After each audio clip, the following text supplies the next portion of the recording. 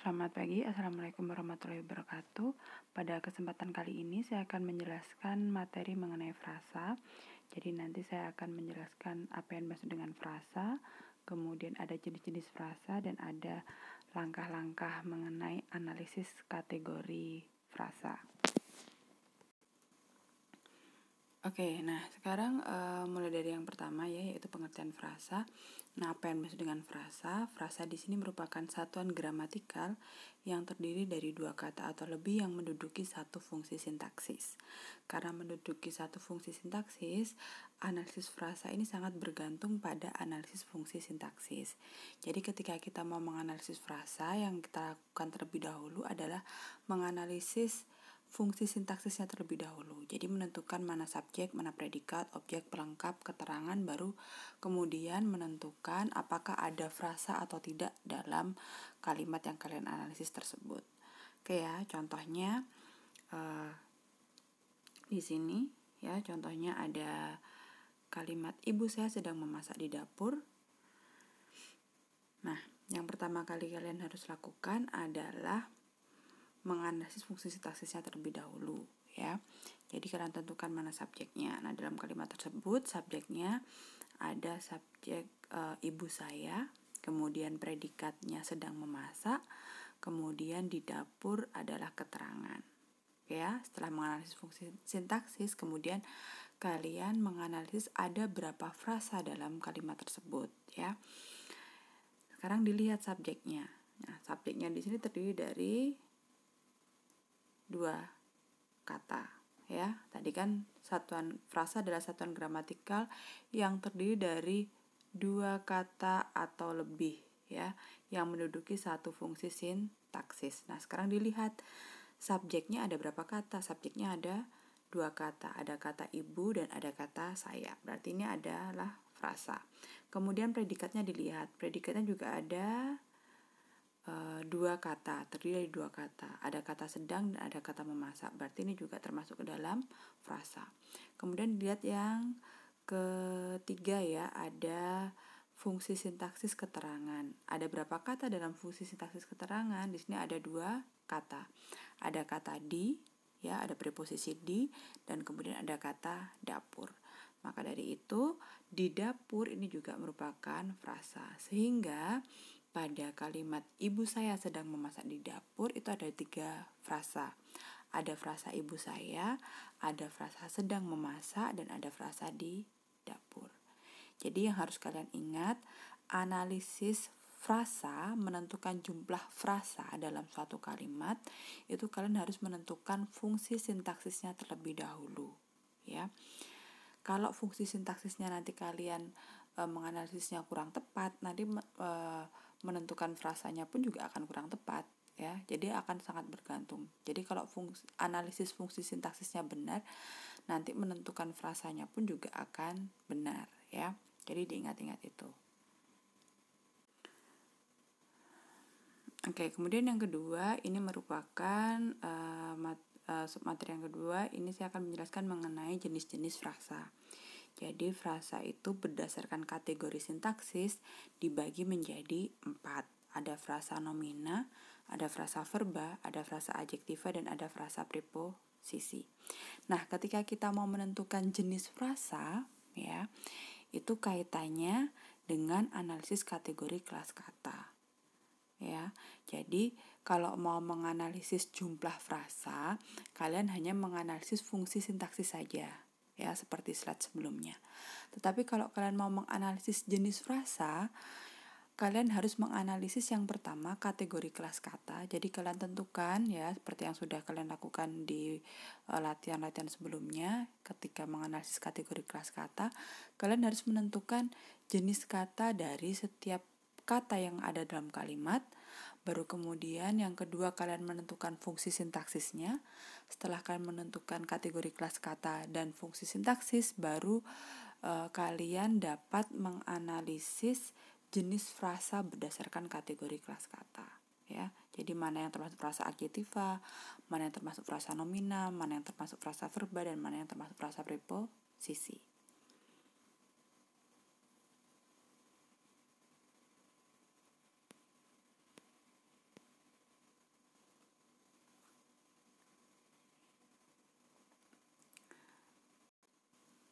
Oke, akan saya jelaskan mulai dari yang pertama ya. Jenis frasa yang pertama yaitu frasa verba. Nah, apa yang dimaksud dengan frasa verba? Frasa verba ini adalah frasa yang unsur pusatnya merupakan verba atau kata kerja. Ya, itu yang pertama. Yang kedua, frasa verba itu merupakan frasa yang semua unsurnya merupakan verba atau kata kerja. Jadi frasa yang terdiri dari kata kerja. Misal ada dua kata tersebut sama-sama kata kerja, termasuk ke dalam frasa verba. Contohnya ada frasa sedang tidur, ada frasa tidak pulang, dan ada frasa jual beli. Nah, yang nomor 1 dan nomor 2 itu merupakan contoh frasa yang unsur pusatnya merupakan kata kerja atau verba ya. Coba saya jelaskan yang dimaksud dengan unsur pusat ya. Jadi unsur pusat itu biasanya bagian dari frasa yang tidak bisa dihilangkan. Apabila dihilangkan, maka kalimat tersebut akan menjadi kalimat yang tidak berterima. Contohnya, misal saya menggunakan contoh frasa yang pertama, sedang tidur. Ya, saya membuat kalimat ayah sedang tidur. Ada frasa sedang tidur. Nah, kita mau menentukan mana unsur pusatnya. Kalau unsur pusat tadi kan tidak bisa dihilangkan. Misal saya hilangkan kata tidur. Kemudian kalimatnya menjadi ayah sedang. Nah, di situ kan kalimatnya menjadi tidak berterima. Berarti kata sedang ini bukan merupakan unsur pusat.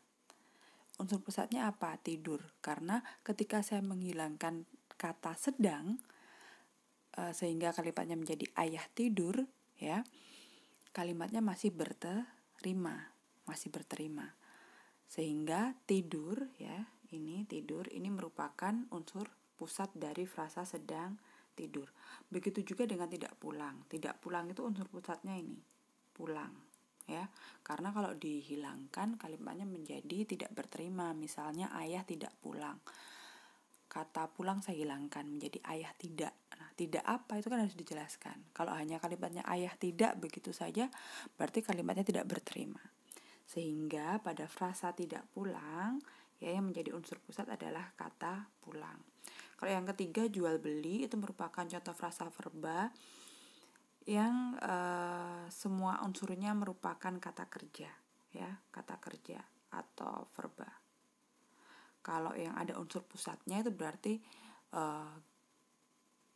gabungannya itu bukan verba dengan verba, tapi verba dengan kelas kata yang lain. Contohnya sedang tidur itu kan adverbia dengan verba ya.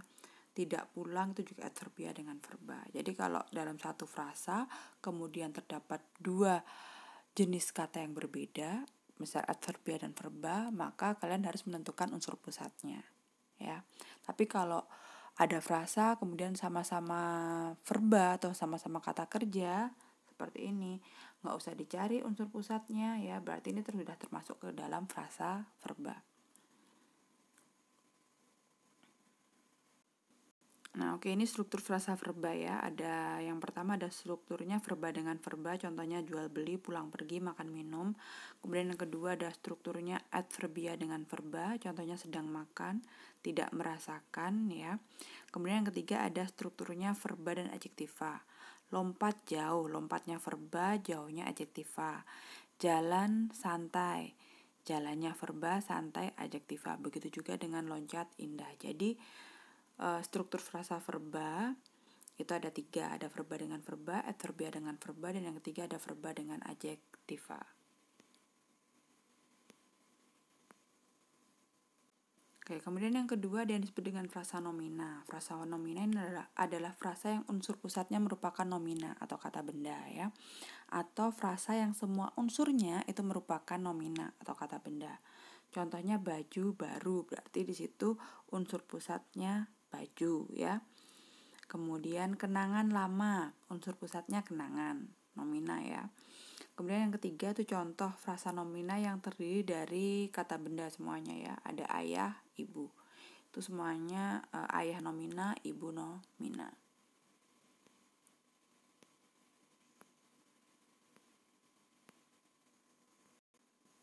Oke, kemudian struktur frasa nomina ini kalau dibandingkan dengan frasa verba, ini struktur frasa nomina itu lebih banyak ya. Yang pertama ada strukturnya nomina dengan nomina, Kemudian nomina dengan adjektiva ya, contohnya itu bisa kalian lihat nanti: rumah kecil, buku tebal, orang asing. Kemudian struktur yang ketiga itu nomina dengan adverbia, atau bisa juga adverbia dengan nomina, jadi dibalik urutannya ya. Bukan penyanyi itu berarti adverbia dengan nomina. Kalau buku saja itu berarti nomina dengan adverbia. Kemudian yang keempat, strukturnya nomina dengan numeralia, atau bisa juga numeralia dengan nomina ya. Contohnya anak kedua itu contoh dari struktur nomina dan numeralia. Kalau yang 3 mobil itu numeralia dengan nomina. Kemudian struktur yang kelima itu ada struktur nomina dan pronomina ya. Pronomina atau kata ganti ya. Ayah saya, ayahnya nomina, saya pronomina. Saudara kita ya, nomina dengan pronomina. Begitu juga dengan paman kami. Jadi struktur frasa nomina ada 5.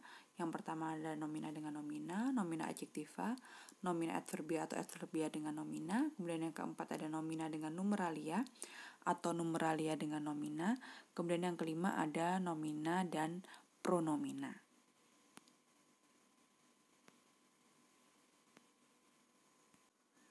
Oke, kemudian yang ketiga ada frasa adjektiva ya. Frasa adjektiva ini adalah frasa yang unsur pusatnya merupakan adjektiva atau kata sifat.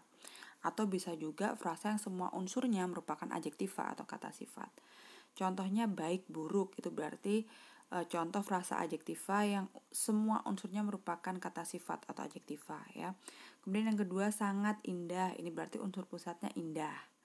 Makanya disebut sebagai frasa adjektiva karena unsur pusatnya merupakan adjektiva. Kemudian yang ketiga ada kata frasa sedang sedih, sedang itu adverbia, sedih adjektiva. Makanya disebut sebagai frasa adjektiva karena unsur pusatnya adjektiva, yaitu kata sedih.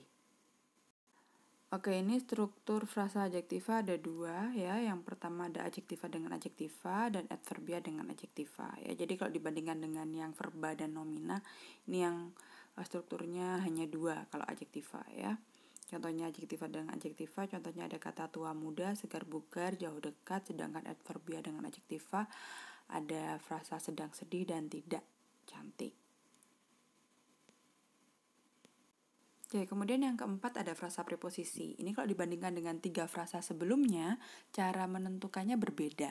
Kalau yang frasa nomina, verba, adjektiva, kita harus menentukan unsur pusat, atau kalau tidak semua bagian dari frasa tersebut merupakan kelas kata verba, atau semuanya merupakan kelas kata adjektiva ataupun nomina.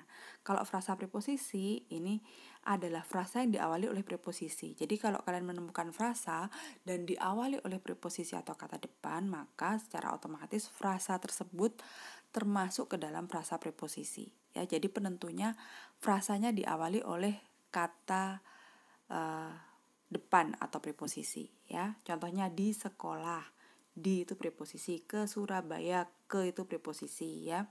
Dari kemarin, dari itu preposisi, begitu juga dengan untuk ayah. Ya, jadi kalau yang ada frasa diawali preposisi sudah nggak usah dianalisis lagi, itu sudah pasti frasa preposisi tanpa kalian harus menentukan unsur pusatnya atau menentukan kelas kata ya. Jadi ditentukan aja, dilihat awal frasa preposisi berarti frasanya frasa preposisi.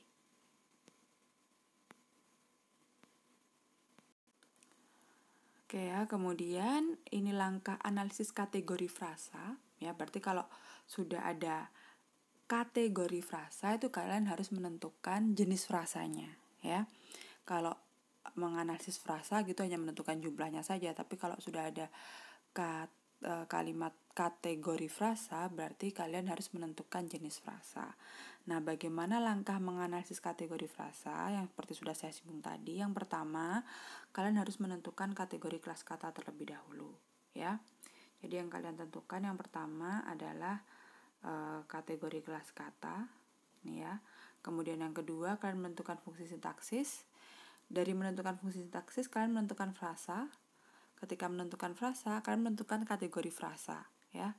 Apakah termasuk ke dalam frasa nomina, frasa adjektiva, frasa verba atau frasa preposisi? Berdasarkan apa ini? Berdasarkan jenis frasa tadi, berdasarkan kategori sintaksis. sintaksis ya. Jadi ada 4 langkah dalam menentukan kategori frasa. Ya, yang pertama analisis kategori kelas kata, fungsi sintaksis, menentukan frasa, kemudian yang terakhir menentukan kategori frasa. Ya, penjelasan saya mengenai frasa, kemudian jenis frasa, dan bagaimana langkah menganalisis kategori frasa, saya cukupkan sekian ya. Semoga apa yang saya utarakan dapat kalian pahami. Untuk cara menganalisis kategori frasa nanti akan ada video tersendiri ya yang akan saya berikan ke kalian agar kalian lebih paham. Oke, terima kasih. Wassalamualaikum warahmatullahi wabarakatuh.